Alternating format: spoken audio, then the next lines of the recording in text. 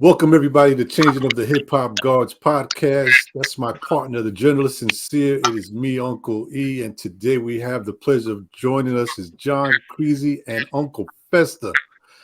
Do me a favor, everybody that's tuned in, take 1 second and hit that subscribe button. Make sure you hit the like. Let everybody know that Changing of the Hip Hop Gods podcast exists. We have a lot of great shows, a lot of dope interviews, and season 3 is kicking off right now as we speak.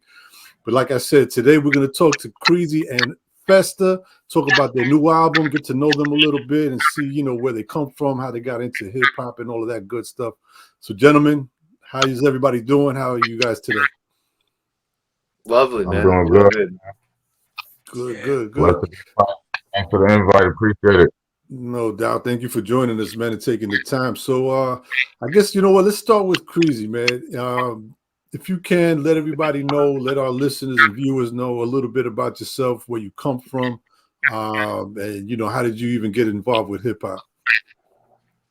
So I'm John Creasy, man, from Niagara Falls, New York, upstate, 716. And, I've been around music all my life, you know what I'm saying? From the Mobb Deep era, Nas. So, just me loving music.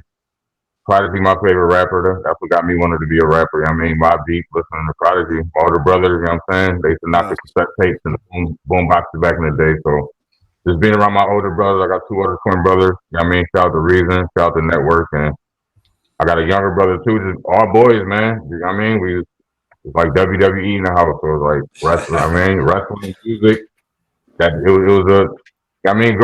from where I grew up, that was a means to, get away from the everyday living and how you live, and you could go to tapes on and listen to the music, and you know what I'm saying? So I love hip hop, man, and you know what I mean? Gotcha. That's why I do it today, you know what I'm saying?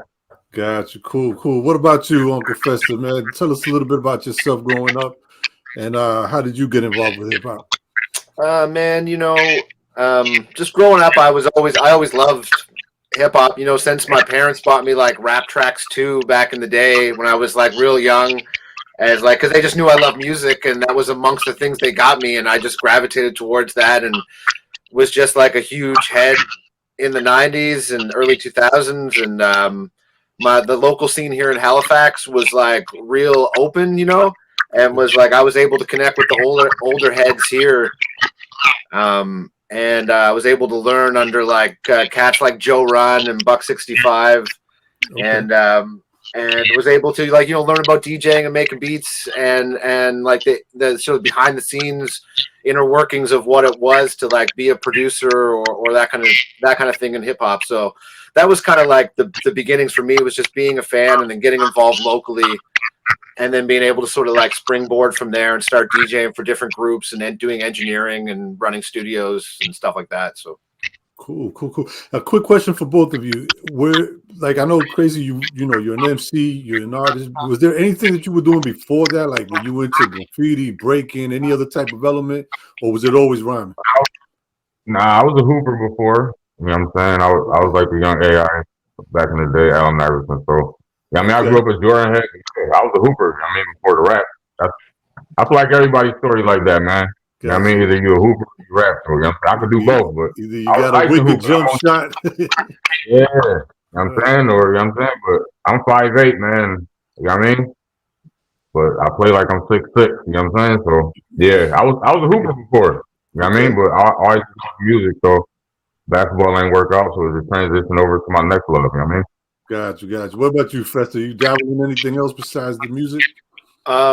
Yeah, man. Like I always been into art and stuff like that. Like I was accepted to like art college here, but never went out of high school. Okay. And I was definitely running with I wasn't doing graffiti at the time, but I was drawing graffiti. Okay. And I was like I was boys with like lots of artists and going out, but like my dedication was elsewhere, and I saw like what it took to really be a graffiti artist. And I don't think any of my boys would have let me got away with being a toy for too long, Right. So like, I know, like, it's funny, in the last number of years, I've started to like actually like get into graph for real. Cause some, like, my boys still do it. So I've always had a love for that side of it. But always kind of like dabbling, you know what I mean? So right. It's always been kind of a side thing, and like always around people who are doing that sort of a thing. Got you.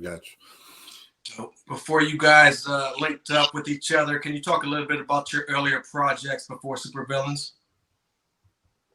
Oh, before like we linked. Yeah, you go first, sir. You can Me go first. first. All right, cool. Well, I've been doing like hip hop production and DJing for a minute now. And I've been like in a hip hop crew in Canada called the Backburner Crew since like the early 2000s. And was in a group called the Extremities with Fresh Kills, who's like a producer and live MPC performer from Toronto, engineer as well. He worked a lot. He actually studied under K-Cut from the Main Source. Yeah. And he was like he sort of like was K's engineer for a while and stuff like that. But anyway, like so like yeah, so that's like kind of what I came up through was like the Canadian underground rap scene. So like I've been doing like a lot of DJ work and production on some of like those records through the years. And then more recently, like with my boy Aquaculture, who's a newer Canadian MC and like soul singer as well. Him and I did a record a couple years ago called Bleeding Gums Murphy, that did like charted in Canada and like got like ranked amongst the best albums of the year and stuff like that. So like that was like a successful project. But I've been working with like a lot of different MCs through the years, and then more kind of like I guess I've been doing a lot more in the last couple of years. It's been kind of like catching on a little bit more for me, and I've been working and branching out and meeting people like Creasy and other MCs outside of Canada over the last number of years, and I'm starting to do a lot more of that, like working with AP the Overlord. I recently been did a remix, some remix stuff for Worms Ali, and I hope to be doing some more stuff with Worms as well, and you know, just a whole bunch of other stuff. So yeah, like I'm always producing records. If you go to my Bandcamp, there's like a lot of projects on there, and you know, I probably don't like. It's hard to really get the word out about all the stuff I'm involved in, just with between doing like chorus cuts or like production or engineering. Like I don't know if you guys know the Chan Hayes Boldy James record that just came out. Yeah, like Chan's my boy. He lives down the street. I do mixing and engineering for him. I didn't do anything on that record, but I do a lot with him or DK the producer or Ghetto Socks of. So like I'm always doing different elements of things all the time actually. So cool. What about you, John? So me before this, I had the Still Villain. Me and Professor had the first villain series to this. It was called Still Villain. That's like the Ninja Turtle set of rights to that. I got the Power Joint. You know what I mean? I did one in Richmond out of Jersey. I got Benny on there, Sauce Heist, Jamal Gasol on there. I got the Genesis Project. I got Exodus, Leviticus. I got Benny Paz on there. The Son Eastwood. I got a lot of music, man. You know what I mean? The Departed, I got the Departed out. You know what I mean? But it's just, like fast, man, I got a lot of projects out. Just got to go to my page and just tap in. It's like, I've been rapping for years, man. So there's a lot of my catalog sitting there. You know what I mean? Right. So how did you guys link up with each other? I mean, I was doing a project with AP the Overlord about a year and a half ago called Grim Day, and when we were doing that record, he had like been him and Creasy are close, and they had like he had been speaking. He'd be talking to Creasy about my beats, let him hear some stuff. And Creasy was about to start working on a record, so he hit me up and was like, "Hey, you should submit some beats. Like, let me know what's good." And then I sent him a pack of beats, and he hit me back right away and was like, "Yo, man, this is like a record right here. Like, let's go. What do you think?" And I was like, "Yeah, man, let's do this. Let's go. Let's like." So we sort of like built a friendship as we built an album, and now we're like we actually like talk all the time, and we're like just like outside of music and stuff like that, and like so yeah, like we built a friendship like when we built that Still Villain record at the same time, really. Right. You guys are heavy on the wrestling influence. Can you talk a little bit about your early discussions as far as creating this new project, Supervillains? Yeah, Creasy, you should take this one. Yeah, so we did the Still Villain. I had the Shredder joint. I feel like Shredder still a villain in my eyes, you know what I'm saying? So I wanted to do the next villain joint. I'm just sitting back thinking like, what villain can I use? Like, you know what I mean? And I came with Super, so I'm like, I gotta do Hollywood Hogan, like, you know what I'm saying? That's the biggest villain to me. So Yeah, I mean, that's a super villain. You go from telling everybody to eat their vitamins every day to, yeah, I mean, praise God. I mean, take the prayers and all of this. You know what I'm saying? And American Dream type joint. Then, yeah, I mean, he turned heel and it was like, to me, that's the illest character. Like, you know what I'm saying? In wrestling, to me, like, you know what I'm saying, for you to be so good at being good and be so bad at, or being so good at being good and being so good at being bad is like, you can't compare that. You know what I'm saying? So that's where the idea came from me. I grew up watching wrestling, so we just built the album. I mean, that's my boy, so I can hit him up 2, 3 o'clock in the morning, like, yo, I just watched the Nitro joint. I think we should do this. Like, that's how we built the album. You know what I'm saying? Sending clips back and forth, watching the matches. We went back, watched the matches. You know what I'm saying? So that's how we basically built the album. Like, I mean, I wanted you to feel like you was sitting there watching WCW when Hogan first came there. You know what I'm saying? Like, Right. Dope. Well, I'm just gonna say, Creasy, my favorite supervillain is this one right here. No. That's my favorite. Yeah. When I heard supervillain, I was just like, wait a minute. I'm joking, but I was just like, what do you mean supervillain? There's only one supervillain, man. That's MF Doom. I'm biased, though. I grew up with a lot, but y'all know that, yeah, man. MF Doom, you already know that's the number one, but yeah, man, I just wanted to take that concept and flip it and, you know what I'm saying? Just come up with something, you know what I mean? And yeah, that's where the concept basically came from, though, yeah. Yeah, that's dope. Fess, I wanted to ask you. So you said you DJ, engineer, you produce. Is there any particular one that you love doing more than the other? If you had to give producing, I can tell you, like, I don't even have to I don't even have to I mean, like, I love all of them, man. Like, you know, like I like you know, like DJing for me was like the beginning, you know, like I started DJing with vinyl, you know what I mean? And like I'm big into sampling and digging for records, right? So like for me, like that's like the beginning of it for me personally. And you know, like sort of you know, like hip hop culture wise, that's kind of like the beginning of it too, right? So like I really feel that. But producing, man, like I'm addicted, like I'm still addicted all the time, man. Like that's what you'll find me doing if I'm not like I work at a radio station. Like you'll find me like at the radio station or like with my wife or making beats. That's it, bro. Like or making records, pretty much. You know what I mean? Right, so, right. Are you self-taught as far as when it comes to the engineering and the producing? Am I sorry? What? Self-taught, or did you have anybody mentor you to help you out? You know, in the beginning, learning how to engineer and how to program and everything. I mean, I didn't really go to a school for it or anything. But I can't really say I'm self-taught, right? Because like I have you know, some of my peers were doing it at the same time I was, and we learned from each other. You know what I mean? Mm-hmm. And I also had some mentors along the way too, like just through other avenues of my life. Like I encountered some people who really knew what they were doing in the studio, and so I can't say I'm self-taught, but like I'm not like super formally trained or anything like that either. You know what I mean? Just like a lot of experience and you know, some like having mentors. He really taught me a lot, really. So right. Creasy, what about you? When you decided to pick up a pen, was there anybody that was mentoring you? Did you have any partners that you were running with that kind of help you figure out how to format your rhymes and stuff like that? Yeah, I mean, you know what I'm saying? I would say when I first started rapping, like I said, I played ball, man. So it was like, but my younger brother, who was like a year, he kind of like, you know what I mean, that close to where it's like he was rapping before me. Okay. And he don't even rap no more. I feel like you know what I'm saying? He nice, like, you know what I'm saying? So he basically got me into it, you know what I'm saying? So, I mean, yeah, my younger brother Depot, man, shout out to Depot, but yeah, like, I would say you know what I mean? Like, right. And one day, I writing with him, we going back and forth, freestyling every day, and he was like, yo, bro, you got it, like, you know what I'm saying? So, he still be like, yo, like, I'm proud of you for still moving and going on with it, like, you know what I'm saying? But yeah, Depot taught my brother Depot taught me how to put the pen down to, you know what I mean, to the pad, man. Cool. Did you guys ever get a chance to record anything together? Yeah. We got plenty of. Like I said, I've been rapping for a minute. You know what I'm saying? So, you know what I mean, yeah. But yeah, we got a couple records together back in the day. We did a whole album. Actually, our first album we did, DJ Shay. You know what I mean? Rest in peace to DJ Shay out in Buffalo. You know what I mean? We recorded that there. It's called Family First. You know what I mean? Family First. Okay, nice. Yeah.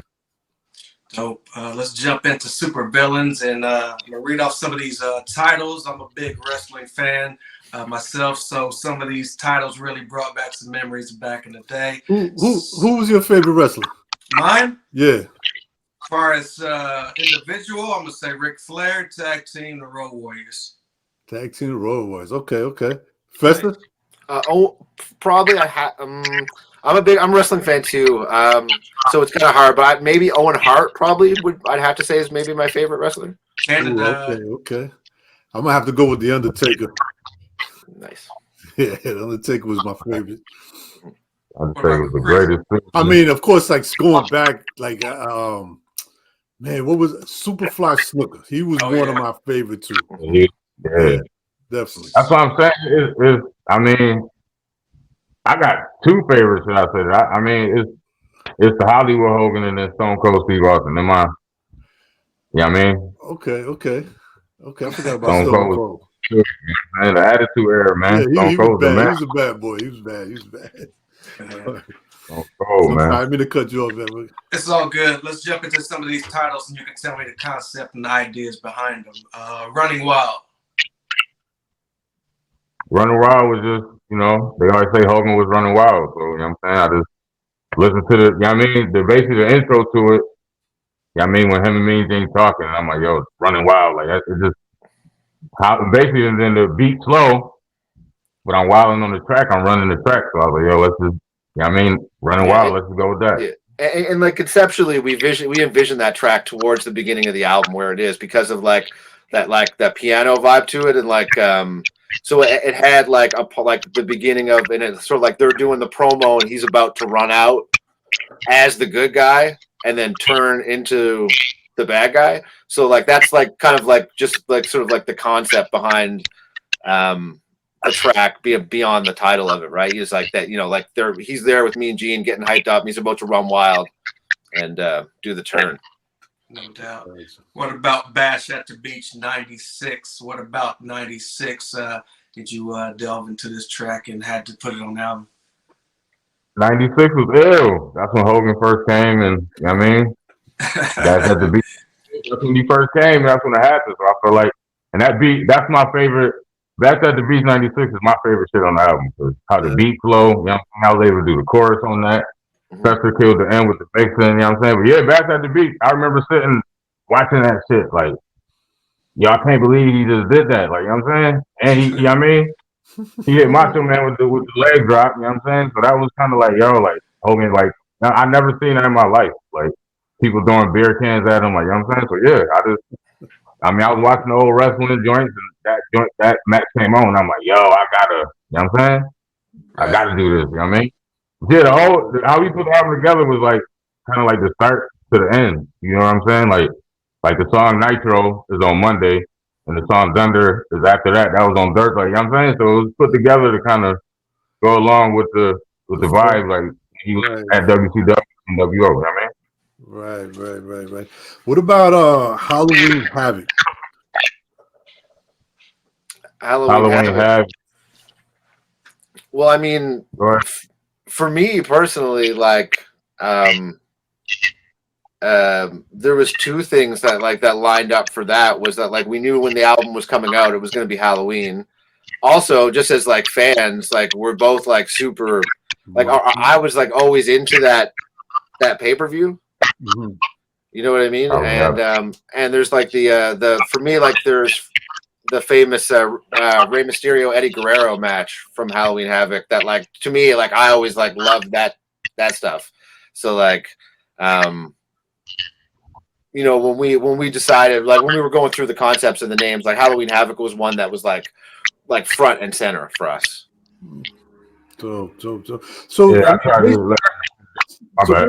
I was going to check out the paper, like the album is like built like pay-per-view matches. You see what I'm saying? So it's like with matches, like that's where you get the uncensored from the you know what I'm saying? And there's certain pay-per-view events. That's how, you know what I mean? So yeah, that's where basically most of the concepts came from. Yeah, that's dope. It's kind of formatted. Has anybody ever done anything like that you guys can recall? Like a whole album that has the full concept with the WWE or wrestling in general? I mean, Yeah, I it's mean, been. I know there's been sure like people certain before, yeah, polls yeah. and stuff like that, but Yeah, I not, mean, we do the commercials in there, the interludes, the yeah, PSA joint. We just wanted to make you feel yeah, like you was there. Like, yeah, I mean, you know how the underground is. I'm pretty sure it's people that did a wrestling, see yeah. people like. I mean, But I mean, like yeah, pretty to sure. your to your point though, man. Like that's why we did it. Like we went in depth with it, right? Like right. we just didn't want to be like, hey, like we're gonna name drop wrestlers like everyone in underground rap does right now, right? Like we want it to be like like we're fans of this and like we're referencing it for a reason and um like we're gonna like we're pulling references from different places and samples from different places and things like that and like for me it's like the same way I would make any type of rap record in terms of like sampling and layering and arranging and stuff like that. So like like you said, like when you see like it's so dope the way that Ronnie did the back cover. I don't know if you guys have seen the back cover work because he did like the logos for all the pay-per-views as the track listing and like the Nitro and the Thunder and stuff like that. So like and it really brings visually to life what you're saying is that concept of how we really paid attention to like when Hogan's a good guy, when he turns to be a bad guy, like when he like the big events happen, like where the commercials are and the promos are and stuff like that. So who did the cutting on Nitro? that's me. Very dope. That's Very did dope. everything. Yeah. That's what he. I mean, he did the cut. That's did everything. You know what I'm saying? Yeah, nice. Did you ever battle anybody, DJ? No, I was never really the battler. You know, it's funny. Like I just like I wasn't. Yeah, I don't know why. Actually, you know what? I don't have a good answer for why because it's like the same as the graph writers. Like I'm hanging with all like the cut DJs and like I know how to juggle and how to cut and like but yeah, just like putting routines together for like battling was just like never a priority for me. You know what I mean? Like in more recent years, I've gone to some beat battles and stuff like that. Oh, okay. Like That's cool. Yeah. Again, I think that just probably shows that like producing is my baby. So Right. Creasy, you ever had to get in a cypher and battle? I mean, yeah. I mean, I would say not like recorded joints, but yeah, you know how it go. Everybody around each other, yeah. I came up on top on a lot of those. You know what I'm saying? You know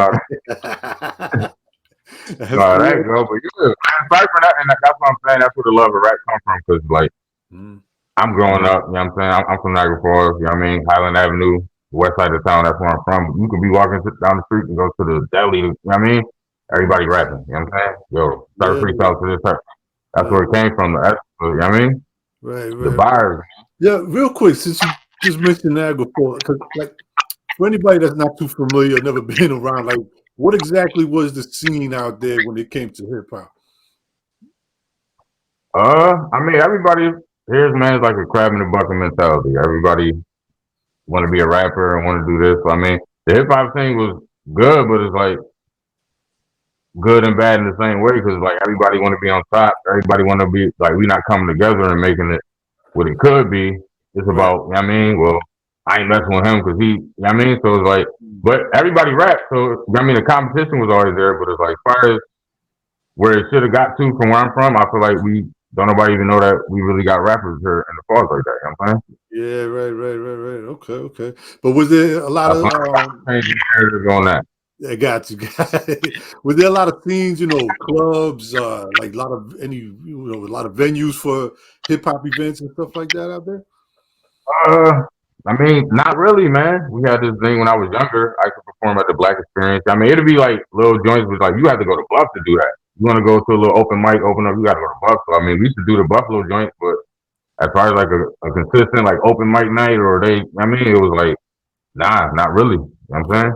Yeah. It's not here, bro. You know what I'm saying? Like, yeah. So I imagine when like Griselda hit the scene, because like you said, Buffalo, I guess is the closest as far as being able to touch certain scenes or whatever. When Griselda really hit it, how did you guys feel about that?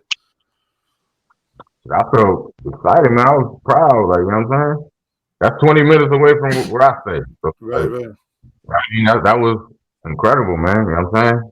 Shout out to, you know what I mean? Get them number love. But yeah, I feel good. So I'm like, all right, well, shit, the light might be on us next. You know what I'm saying? Like, that's a good feeling. That shit was motivational to me, like inspirational. So it was like, right. That's you know what I mean? Nice. I feel like that's why that's why I'm doing it now. You feel me? Still, like, because, like, when something's so close, you know what I mean? Like, I ain't from the city. We can't walk into a record company downtown. You know what I mean? Mm-hmm. You know what I mean? So it's like, seeing that come from there, and then I'm like, well, I'm 20 minutes away from that. I ain't too far away. Like, you know what I mean? So that shit gave me motivation to keep going. You know what I mean? Yeah. Because it's kind of to what you were saying about Niagara Falls. Like, really, nobody was looking at Buffalo like that for artists, MCs, or anything like that until they really came out. Exactly. From beginning to end, how long did it take for you guys to put Supervillains together? I don't know, like 2 or 3 months, something like that. Maybe something like that. Creasy, what do you think? 3 months, I think something like that. That was the beat selection. 2-3 months. You know what I mean? Something like that. And you said it dropped on Halloween. So far, what has the feedback been on this project? It's been good, man. It's been nice. I feel like it's been back. I feel like everybody receiving it well. You know what I'm saying? We got the vinyls out at I Had an Accident Records, the cassettes at Imagine Records. Like, yeah, I mean, so like the drop was like the DSP art, the vinyl don't look the same. The cassettes don't look the same. Like, we wanted to give you different, even with the cassettes. You see what I'm saying? The cassettes got the yellow and red, but it got the NWO. So it's kind of like the old Hogan, but it got the NWO lettering on it. Like, I mean, I got to go check them joints out. But yeah, like. Yeah, that's dope. So you did a different concept for the cassette, the vinyl, and the digital. Yeah. Like we wanted smart. That's dope. Yeah. That's good. So for everybody, and we actually did, my bad. No, you're good.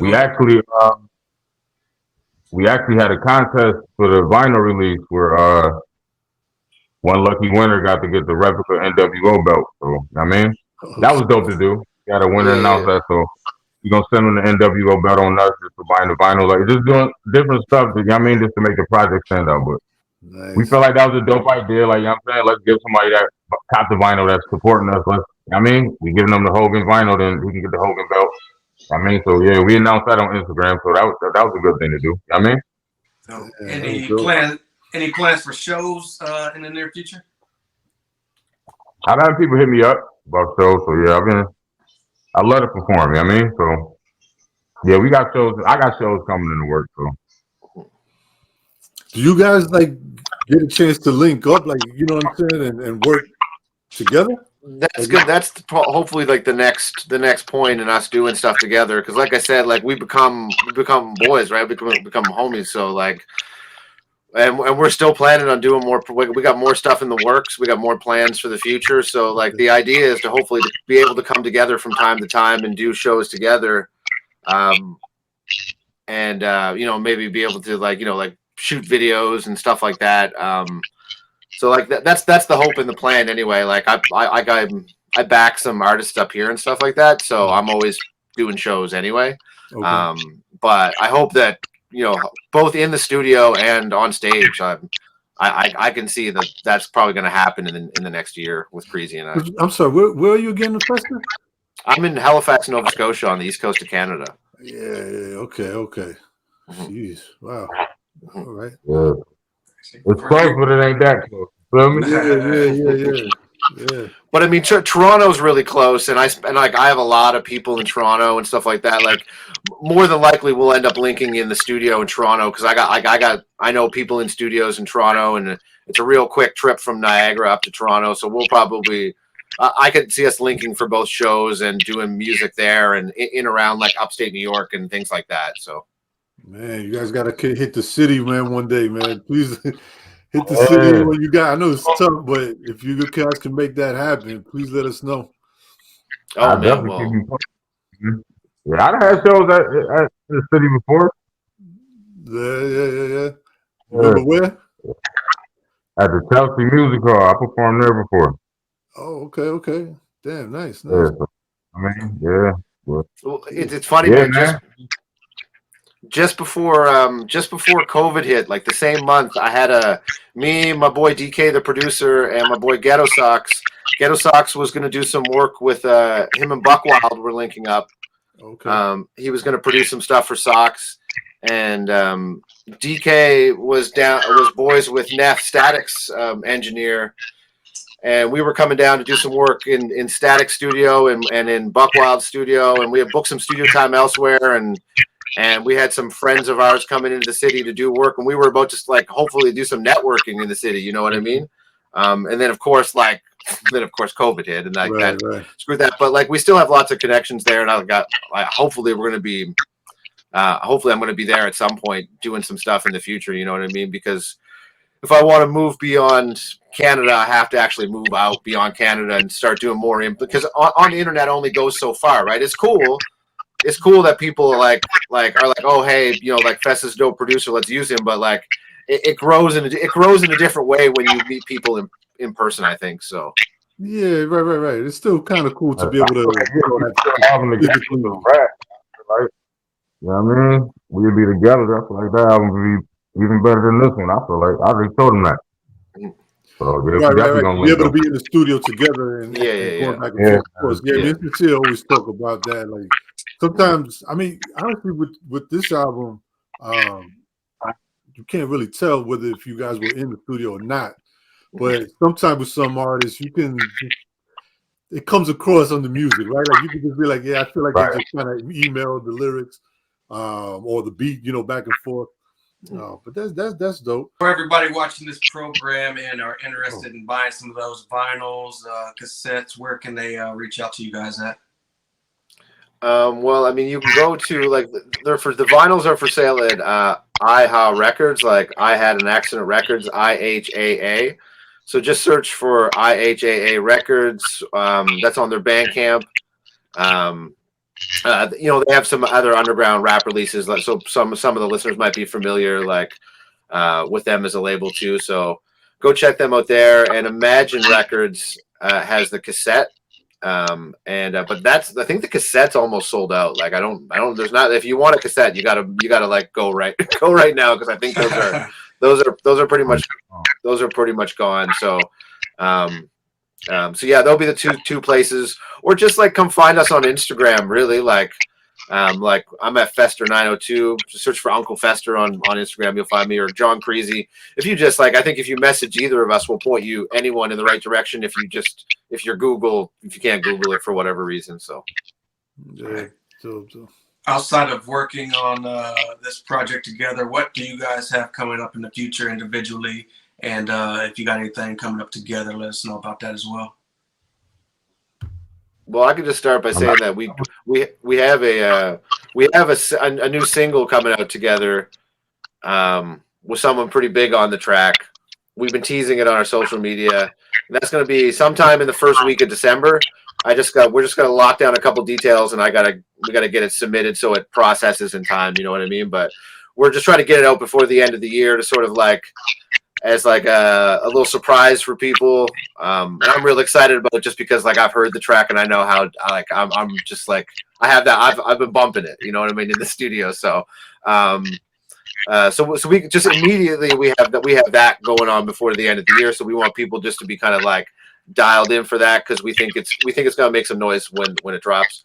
And beyond that, Creasy, what are you thinking of for the future? Me and Fess definitely got something else coming out. You know what I mean? But I got something with K Slugger coming in next year. You know, shout out to K Slugger, you know what I'm saying?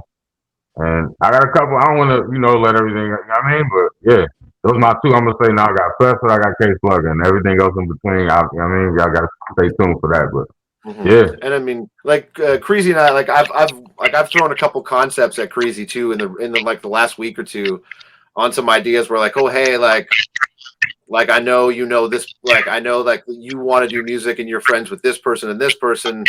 How about we do something like this over here, or try this project over here, or even just discussing like where we'll move for our next project as well. So like we're always thinking about stuff, and I'm always producing for a lot of different artists. So I got like 6 projects with different artists in the fire right now.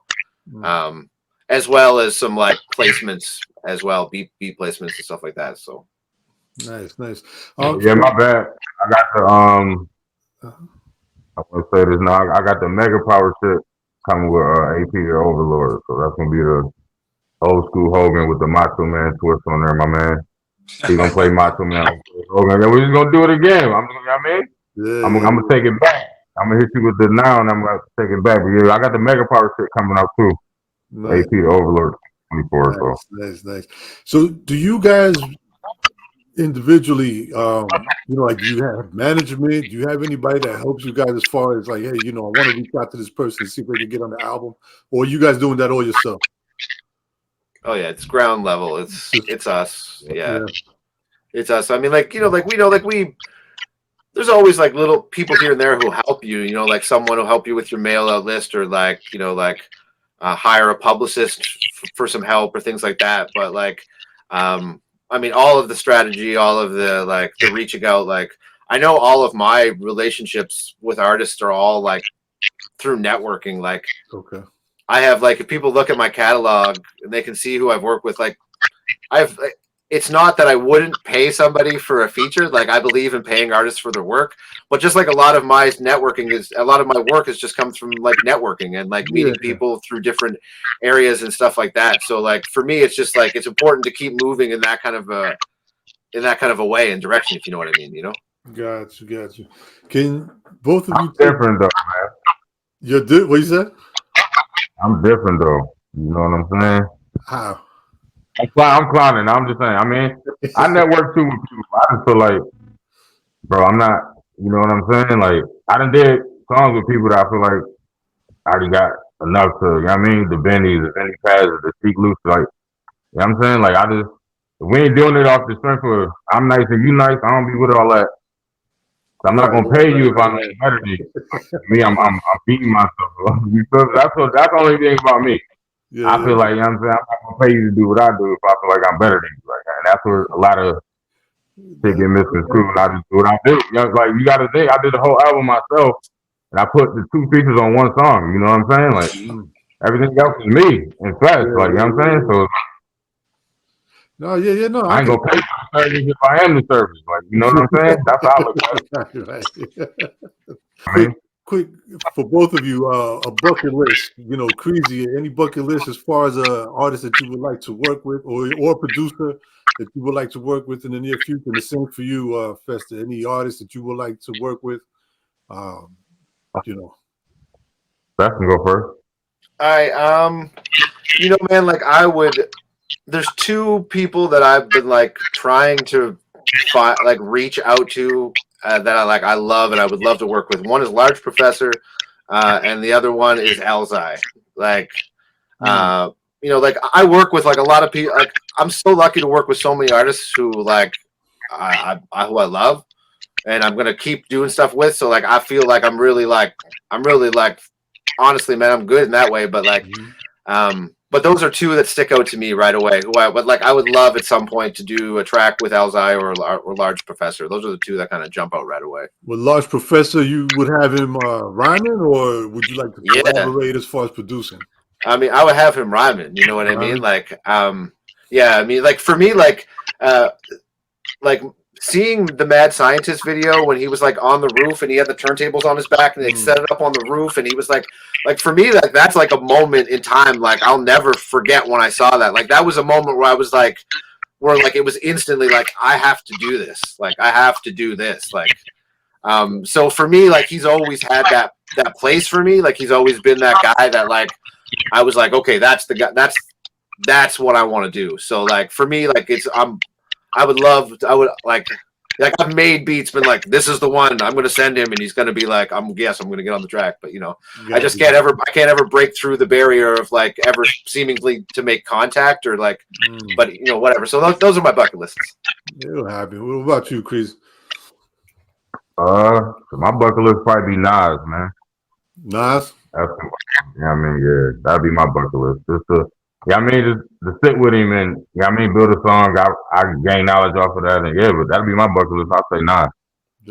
What about producer wise? Any producer that you man, if I could get a beat from this person? I'll probably have to say Alchemist. Oh, okay. I like Alchemist, man. I would say Alchemist. I like Alchemist. Last thing, before you guys give us your Instagrams or Facebook, or, social media where everybody can reach you at, each one of you, just give me, and this is in like, just Creasy, your 2 top favorite MCs, and Fester, your 2 top favorite producers. Doesn't have to be, it's not like, oh, this one's better than the other. Just 2 that come to your mind quick.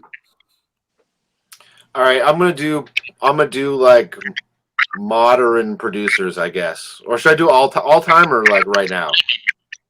Give one all-time one right now. Okay, I'll give all time DJ Premier. I mean, that's like an alley oop. That's kind of it's it, but like it's the truth. Like that's like for real the truth. And modern, I'm gonna give a shout out to an unknown Canadian, or I shouldn't say unknown, but a lesser known Canadian producer that goes by Ambeez, AMBEEZ. He's crazy, man. Like he's like the most top tier quality beats you've ever heard. And he's a dude who scares me, man. Like I hear his beats and I'm like, yo, I gotta go back to the drawing board. So like he keeps me on my toes for real, man. So like I'm gonna say large professor. I mean Premier all time and Ambeez right now. So if people don't know him, he's a Canadian producer. They should check him out. He's crazy. Cool. Creasy? I'd probably say Tupac and DMX. I would say my favorite, Okay. Both lyrical, both NQI, like, yeah. I would say, yeah. Tupac and DMX, man. That's a crazy combination. That's dope. That's where, man. Yeah. Yeah. But they could both kill you on the mic, but they could both make a song, you know what I'm saying? So it's like, that's what I would say. Both of them, yeah. Gotcha. They be my top 2. Dope. We want to give a big shout out to Jerry Graham for linking us up with you guys this evening. We want to thank you two for joining us. Before we get out of here, I know you guys mentioned your social media, but one more time, shout out your social media and let the people know where they can keep up with you in the future. You can hit me. My bad, you go fast. Go ahead. Sorry, my bad, bro. You can get me at djunklefester.com. If you just go there, it has all my stuff. But Instagram, I'm like most active on. So Fester902, that's my area code. So Fester902 on Instagram. You find me there. djunklefester.com. You can find me on IG, man. Creasy WWG, CREASY WWG on IG, man. And the Bandcamp is John Creasy, man. And, tap into Super Villain. It's out on all DSPs. Go get it on iHeart Records. Imagine got the cassettes, man. And, we out here, man. That's it. Dope. Well, man, listen, gentlemen, thank you for joining us. It's been a pleasure. I'm definitely going to keep checking out because not for nothing, there's so many people out there. It's hard to find and keep up with everybody. Shout out to Jerry for, throwing us the alley-oop, because now that I found you, I'm going to definitely keep up. I like what I heard so far, but I want to check out what you've had. I know you said, Creasy, you have a lot of stuff out. Fester, I also want to check out what you have. So everybody that's watching us, make sure you follow them on the Instagram accounts, find them on their websites, wherever you can find them. Check out their album and their work. Purchase something. They have different covers for different things, which is good. You guys are still giving us some physical stuff to hold and enjoy. So thank you for that. And man, like Sincere said, thank you for joining us. It's been a pleasure. Oh man, thank you for having us, bro. Mad appreciation. No doubt.